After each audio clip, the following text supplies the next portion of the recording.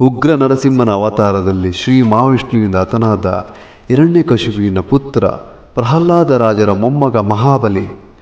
ಅಸುರ ಕುಲದಲ್ಲಿ ಹುಟ್ಟಿದ ವಿಷ್ಣು ಭಕ್ತ ಪ್ರಹ್ಲಾದ ರಾಜರಂತೆಯೂ ಮಹಾಬಲಿ ಕೂಡ ವಿಷ್ಣು ಭಕ್ತನೇ.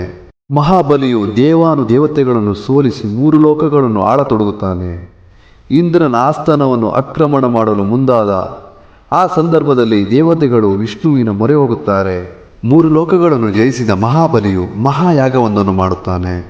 ಆಗ ಮಹಾವಿಷ್ಣು ಬಲಿಯ ಭಕ್ತಿಯನ್ನು ಪರೀಕ್ಷಿಸಲು ವಾಮನ ಎಂಬ ಪುಟ್ಟ ಬ್ರಾಹ್ಮಣ ಬಾಲಕ ರೂಪದಲ್ಲಿ ಬಲಿಯ ಯಾಗಕ್ಕೆ ಬರುತ್ತಾನೆ.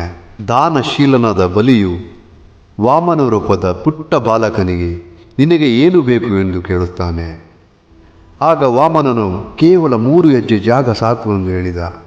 ಬಲಿ ತಕ್ಷಣ ಒಪ್ಪಿದರು. ಆದರೂ ಗುರು ಶುಕ್ರಾಚಾರ್ಯರು ಇದನ್ನು ವಿಷ್ಣುವಿನ ಉಪಾಯವೆಂದು ಎಚ್ಚರಿಸಿದರು. ಆದರೂ ಬಲಿ ತನ್ನ ವಚನ ಪಾಲಿಸಲು ನಿಂತನು. ಆ ಕ್ಷಣದಲ್ಲಿ ವಾಮನನು ವಿಷ್ಣುವಿನ ವಿಶಾಲ ರೂಪವಾದ ತ್ರಿವಿಕ್ರಮನಾಗಿ 1ನೇ ಹೆಜ್ಜೆಯಿಂದ ಭೂಮಿಯನ್ನು, 2ನೇ ಹೆಜ್ಜೆಯಿಂದ ಸ್ವರ್ಗವನ್ನು ಅಳೆಯುತ್ತಾನೆ. 3ನೇ ಹೆಜ್ಜೆ ಇಡಲು ಜಾಗವಿಲ್ಲದೆ ಬಲಿ ತನ್ನ ತಲೆಯನ್ನೇ ಅರ್ಪಿಸುತ್ತಾನೆ.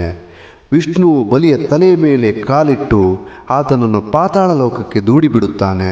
ಮಹಾವಿಷ್ಣು ಭಕ್ತನಾದ ಬಲಿಗೆ ಮಹಾವಿಷ್ಣುವು 2 ವರವನ್ನು ನೀಡುತ್ತಾನೆ. ಮೊದಲನೆಯದು ವರ್ಷಕ್ಕೊಮ್ಮೆ ಭೂಮಿಗೆ ಬಂದು ಪ್ರಜೆಗಳ ಸುಖವನ್ನು ನೋಡಿಕೊಂಡು ಹೋಗುವುದು. 2ನೆಯದು ಪಾತಾಳ ಲೋಕದಲ್ಲಿ ಬಲಿ ಚಕ್ರವರ್ತಿ ಸಾಮ್ರಾಜ್ಯವನ್ನು ಮಹಾವಿಷ್ಣು ತ್ರಿವಿಕ್ರಮ ರೂಪದಲ್ಲಿ ಕಾವಲು ಕಾಯುವುದು. ಹೀಗಾಗಿ ಕಾರ್ತಿಕ ಪಾಡ್ಯಮಿ ದಿನ ಪ್ರತಿ ವರ್ಷ ಬಲಿಚಕ್ರವರ್ತಿಯನ್ನು ಭೂಮಿಗೆ ಆಹ್ವಾನಿಸಿ ಬಲಿಪಾಡ್ಯಮಿ ಆಚರಿಸುತ್ತಾರೆ. ಬಲೀಂದ್ರನನ್ನು ಪೂಜೆ ಮಾಡುತ್ತಾರೆ ಹಾಗೂ ಮನೆಯ ಮುಂದೆ ಗೋವಿನ ಸಗಣಿ ಹಾಕಿ ಕೋಟೆ ರೂಪದಲ್ಲಿ ಮಾಡಿ ಅದಕ್ಕೆ ಹೊಸ ಬೆಳೆಯ ತೆನೆಯನ್ನು ಸಿಕ್ಕಿಸಿ ಹಬ್ಬವನ್ನು ಆಚರಣೆ ಮಾಡುತ್ತಾರೆ. ಹೊಲ ಗದ್ದೆಗಳಲ್ಲಿ ಬಲೀಂದ್ರನನ್ನು ಕೂಗುವ ಪದ್ಧತಿ ಕರಾವಳಿ ಭಾಗದಲ್ಲಿ ಇಂದಿಗೂ ರೂಢಿಯಲ್ಲಿದೆ.